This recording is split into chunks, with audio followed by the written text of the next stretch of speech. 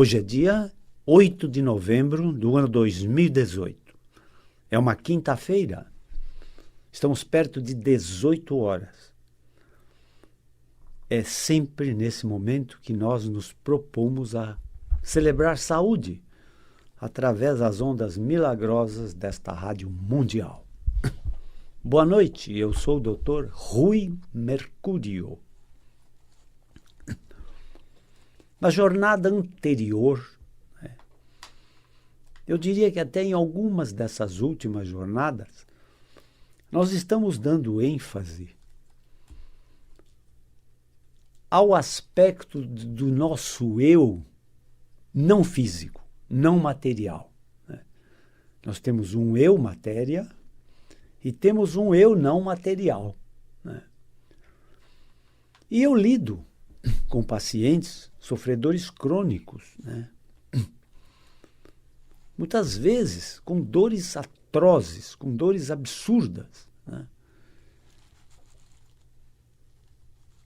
E essa missão, entende? Essa missão de ser procurado por esses doentes, elas vão engrandecendo-me como ser humano, entenderam? Porque por mais que você queira se isolar do sofrimento alheio, você não consegue isso, entende?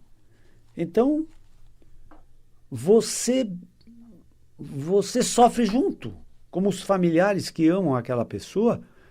Eu vejo o sofrimento também dos familiares que são acompanhantes desses doentes crônicos. O grau de sofrimento é tão grande, e às vezes até maior que do próprio doente sofredor, entendeu? Então, como médico, por mais que a gente busque se isolar desse sofrimento, nós não conseguimos, entende?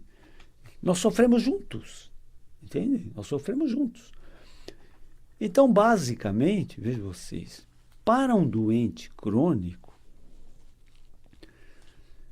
o que realmente dá muita força no tratamento são alguns aspectos muito importantes. O primeiro deles, vejam vocês, é que o tratamento de um doente crônico é uma triangulação entre um doente na ponta do triângulo, um doente sofredor crônico, que está firmemente disposto a ajudar na sua própria cura. Eu nem diria, às vezes, na cura, mas verdadeiramente no alívio dos seus sintomas principais, que são dor e incapacidade física. Entendeu? Então é preciso um discernimento, uma determinação, uma firme determinação desse doente de querer ficar bem, de querer melhorar. Isso é muito importante, muito importante. A outra ponta do triângulo são os seus familiares, que dão a logística, ou seja, o apoio, humano, afetivo, psicológico e às vezes até financeiro, para que o tratamento possa ser realizado. Porque na nossa medicina ocidental, ortodoxa, alopática no Brasil, a ciência médica tem que ser comprada, entenderam? Então, os familiares, às vezes, ajudam esse sofredor até no aspecto financeiro do tratamento. Mas não só isso, o financeiro é uma parte desse apoio. A logística se compõe do afeto, de oferecer o ombro para o paciente se apoiar, para chorar, para contar suas mágoas, seu sofrimento e tal, se isso dá um alívio. E terceiro, a ponta do triângulo, é um médico que aceita o desafio de um doente difícil, de um paciente que fala muito desse sofrimento, que se queixa demais, porque de fato esse sofrimento está arrasando esse doente, entende? Tirando sua qualidade de vida, tirando até o seu desejo de viver, entenderam?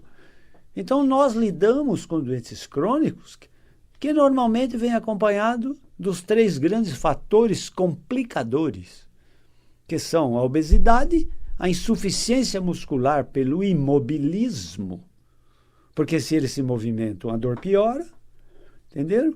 E também com depressão. Por quê? Porque a incapacidade, meus caros, para quem não sabe, ela é um grande fator gerador de depressão. Entenderam? E se há uma doença grave nesse momento, nesse planeta, essa doença se chama depressão. E qualquer doença que causa depressão, a depressão só trabalha a favor da doença e contra a cura. Entenderam?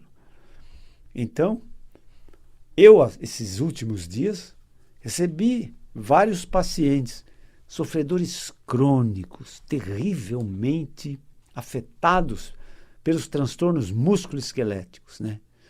E N situações, ou dor de cabeça, ou enxaqueca, ou dor no pescoço, ou dor nas costas, ou dor nos braços, ou dormência, ou cãibras, ou anestesia no corpo, ou paralisias, entende? Ou dor lombar, ou dor ciática, ou dor nos quadris, ou dor nos joelhos, ou dor nos tornozelos. Isso tudo é o meu dia, entende? Mas vejam vocês, apesar do sofrimento, tem duas classes importantes de pacientes que vêm exatamente iguais, com toda essa multidão de sintomas, né? Um deles tem bom humor.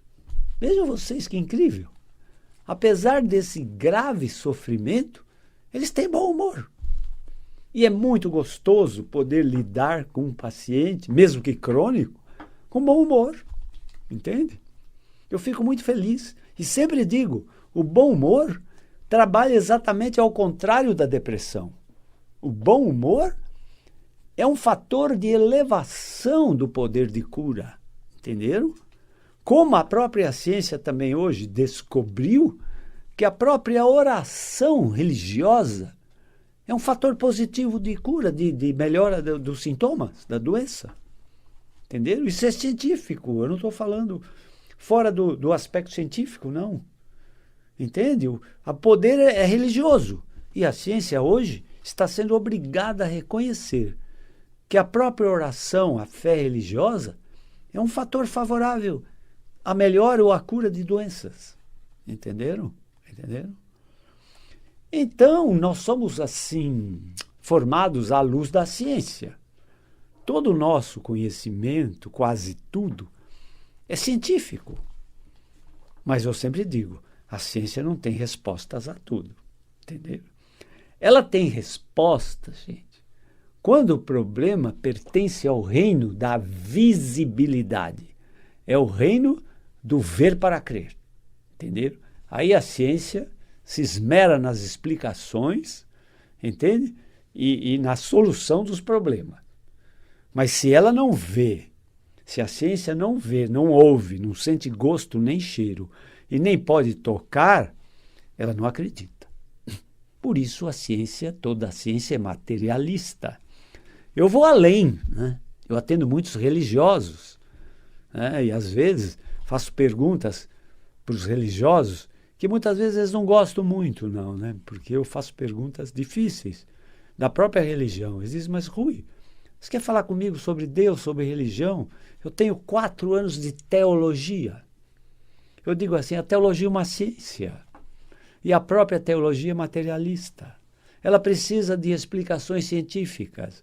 E posso garantir a vocês, jamais alguém vai explicar Deus com raciocínio científico. E vou mais longe ainda. Sabem por que tem mais de centenas de religiões e mais de dezenas de doutrinas religiosas? É fácil a resposta. É porque nenhuma tem o poder de explicar Deus como realmente nós estamos num nível para entender. Elas tentam explicar Deus, mas fica difícil entender quem é Deus. E numa das minhas palestras, também eu já disse na jornada anterior, levanta alguém na minha palestra e diz assim, Dr. Rui Mercúrio, o que é Deus para você? E eu respondi assim. Tem uma centena de religiões tentando responder a sua pergunta. E não conseguem. E tem dezenas de doutrinas religiosas tentando responder essa pergunta. Entende? Então, é muito difícil. E vejam vocês o que eu vou dizer. O que é Deus para mim, não necessariamente é a mesma coisa que para você. Entende? Por quê? Porque é assim, meus caros. O que é visível é muito fácil de acreditar. Não há mérito nenhum. Quando a ciência diz assim, eu só creio no princípio do ver para crer. Não há mérito nisso. Ora, se teus olhos estão te mostrando um helicóptero voando, não há por que não acreditar que aquela máquina voa. Entenderam? Não há mérito nisso. Meus sensores estão me informando, meus informantes físicos. Entende? Eu quero ver você acreditar nos milagres que você não enxerga, que você não ouve, que você não sente gosto nem cheiro de milagre e que você não pode tocar no milagre. Entenderam? Esse é o grande mérito. É por isso que, né, as pessoas dizem assim. O seu programa diz assim, cura pela medicina espiritual. Por quê? Né? Há uns dias atrás, uma paciente muito assim incapacitada, tanto que ela veio à consulta de uma cidade muito distante de Minas Gerais, chamada Ituiutaba, e ela veio de andador, né? Viajou de avião, veio de andador, entende? Com uma incapacidade muito grande, mas felizmente com um grande bom humor, muita lucidez, muita inteligência, né? E no fim da minha entrevista, da consulta, eu fiz uma consulta eminentemente médica, né? Eu sempre faço isso. A ciência médica é soberana, acima de tudo e acima de todos. Por quê? Porque na nossa cultura ocidental, eu tenho formação médica científica, é minha obrigação pôr na mesa toda a minha ciência em prol do meu paciente. E isso eu não abro mão. Entenderam? Não abro mão. E hoje eu vou aqui revelar novas ferramentas que eu utilizo para abrir a minha mente no sentido de descobrir como resolver problemas muito difíceis, diagnósticos muito difíceis de serem revelados. Entenderam? Então, essa paciente, no fim da minha entrevista eminentemente médica, ela disse assim, Dr. Rui Mercúrio, e o que o espiritual tem a ver com o seu tratamento, com a sua consulta? Então, hoje eu quero pegar essa carona, me permitir essa expressão, e dizer que, vejam vocês, nós temos 5 sensores físicos, tá? São nossos informantes materiais da nossa realidade física, tá? Que é visão, audição, olfato, paladar e tato. 5, tá? Mas nós temos um 6º sentido, tá? Esse nosso 6º sentido, ele tem uns 20 nomes. Eu devo me lembrar de uns 10 ou 11 nomes, né? E vocês vão se identificar com algum dos nomes que eu vou falar desse 6º sentido. Porque, embora seja muito difícil definir o que é o 6º sentido, eles são nomeados. Como é nomeado pensamento, como é nomeado mente, como é nomeado consciência, como é nomeado alma, como é nomeado espírito. Entende? É difícil a definição dessas palavras, mas elas são nomeadas, pelo menos, né? E nós usamos essas palavras, às vezes, correntemente, e não só lemos textos que falam dessas mesmas palavras. Mas a nossa cabeça, gente, veja você, ela é viciada em associar palavras a imagens, né? Então, se eu falo helicóptero, o que vem na tua cabeça? Não vai vir uma baleia, vai vir a imagem do helicóptero. Se eu falo baleia, vem a imagem da baleia. Se eu falo beija-flor, na tua cabeça vem a imagem de beija-flor. Entende? Então, nós estamos viciados em associar palavras, definições com imagens. Mas no mundo espiritual, no mundo do eu não físico, Isso não funciona, gente. Se eu falo consciência, que imagem eu vou projetar? Quando eu falo consciência, não tem imagem para eu projetar. Se eu falo pensamento, que imagem eu vou associar? Se eu falo alma, então, nossa, pior ainda. E se eu falo espírito? Na acepção da palavra. Entenderam? Entenderam? Então, nós temos que dissociar no nosso eu não físico o nosso vício, a nossa tendência, a nossa crença, que para cada palavra tem uma imagem. Tem um sentido de imagem. Entenderam? De fato, muitas e muitas palavras, tem um dicionário dessa grossura na língua portuguesa, e eu diria que lá 90% dessas palavras correspondem à imagem. Entenderam? Corresponde à imagem. Posso falar até sobre música, sobre literatura, né? E até sobre santos, sobre religiosos, e sempre vou associar uma imagem. Vou associar a própria religião, associa imagens de santos a milagres, por exemplo, São Judas Tadeu, Nossa Senhora Aparecida, entenderam? Então, a própria religião nos vicia a associar a imagens, né? A imagens, entende? Mas se eu falo pensamento, mente, consciência, alma, espírito, não tem uma associação com imagem. Se eu falo lua, tem. Se eu falo sol, tem.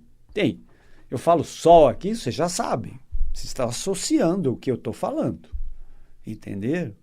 Então vocês têm que entender que nós temos um mundo chamado mundo da invisibilidade. Tá? E várias coisas muito importantes da nossa vida não pertencem ao mundo da visibilidade. Pertencem ao reino da invisibilidade. E pensamento, mente, consciência, alma e espírito são grandes exemplos disso. Entendeu? Não tem imagem para associar. Então, vejam vocês. Mas, vejam vocês. Nós temos um sexto sentido. Eu digo nós porque eu tenho. Você também tem. Mas há uma diferença. Entende? É fácil você usar os teus olhos. É tão cômodo, né? Tão bonito você enxergar uma coisa. Certo? É bonito. Mas o sexto sentido não precisa dos seus sensores físicos.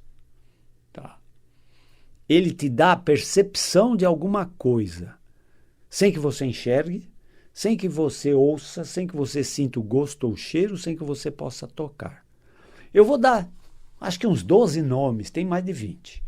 E você vai associar com a tua cabeça o que cada um desses nomes representam dentro de você. Ó. Sexto sentido. Primeiro sentido espiritual. Intuição, premonição, precognição, sentido supramental, superconsciência. Primeiro sentido metafísico, primeiro sentido paranormal. Inspiração, se usa muito, né, essa palavra. Ah, ele teve uma inspiração. Não, ele teve o sexto sentido, revelando a ele alguma coisa. Entenderam? E pressentimento, ou pressentimento. Eu pressenti isso. Entenderam? Os americanos, os de língua inglesa, usam uma palavra que significa também intuição, que significa feeling.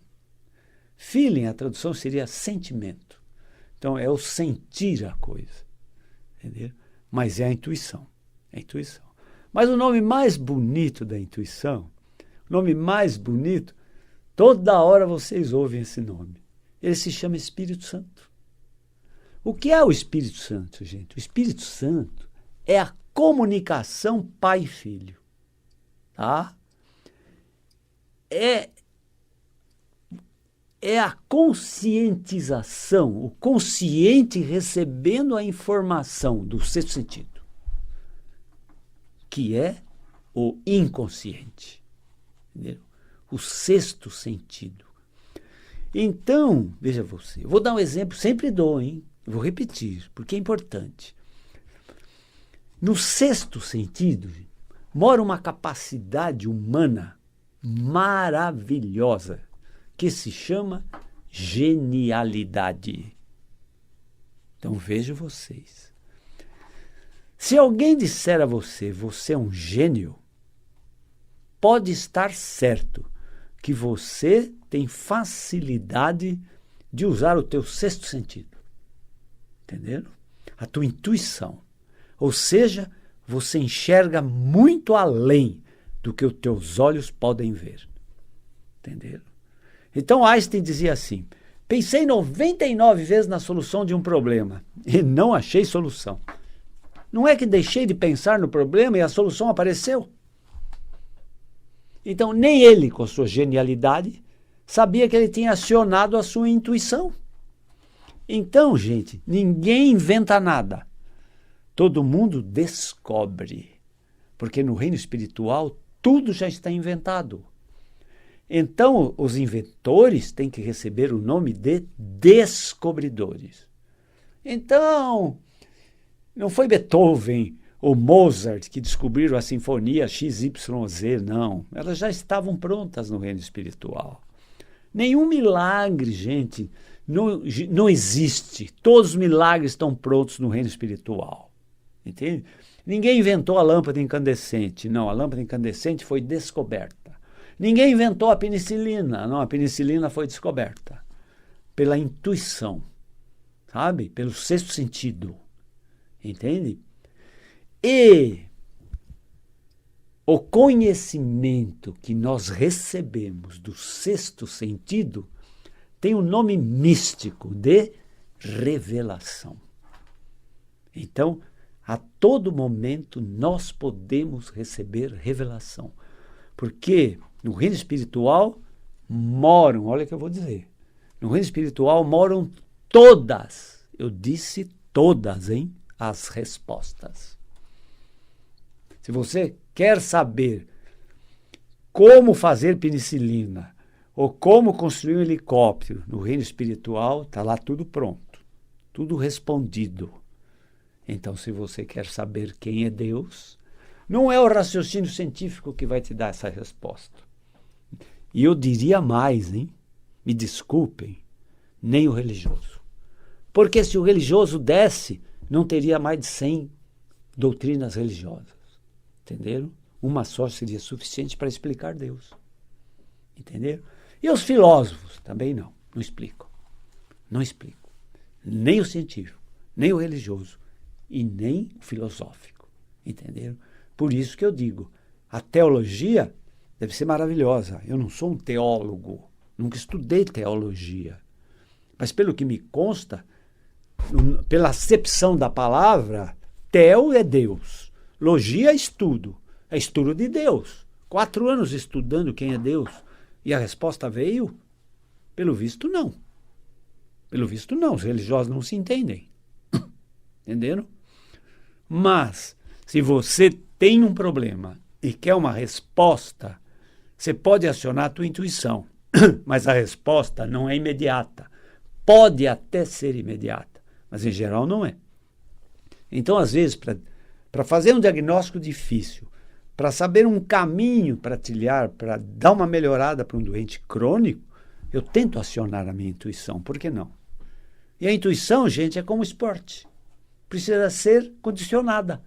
É preciso treinar para usar a intuição. Você é dono dela, mas você não usa, ela se apaga. Ela se apaga. No esporte, se você não treina, você não compete. E a intuição precisa ser usada, precisa ser treinada. Eu dei um exemplo simplesinho na outra. É muito fácil. Cancele teu despertador e diga para a tua intuição: eu preciso acordar amanhã às 5 horas da manhã. Ela vai te acordar. Se você falar isso firmemente, com determinação, com fé, com força, entendeu? Você vai acordar 1 minuto antes das 5, ou às 5 horas, ou às 5 horas e 1 minuto. Sem despertador. Isso é tua intuição. Entende? Se manifestando. entendeu? Se manifestando. Ela é muito forte, muito poderosa. Ela ajuda muito na cura de doenças, entende? Na cura do incurável, no acontecimento dos milagres e dos milagres de cura, entenderam? Então, esse nosso eu não físico é muito poderoso, muito poderoso. Ele pode criar a graça, saúde, mas ele pode criar desgraça, doença. E muitas doenças são criadas por esse teu eu não físico, entendeu? O corpo é um mero obedecedor de ordens ou lugar onde a doença tem a estação final para se manifestar. Mas o nosso tempo hoje já explodiu aqui, entende? Se quiserem conhecer o meu trabalho como médico, a minha clínica fica na Avenida Pacaembu, em São Paulo, 1024. O telefone lá é 11 3661 4243. 11 3661 4243. Entende? Quero que vocês todos sejam muito felizes, mas para isso é preciso ter muita saúde. Obrigado, sejam felizes. Até a próxima.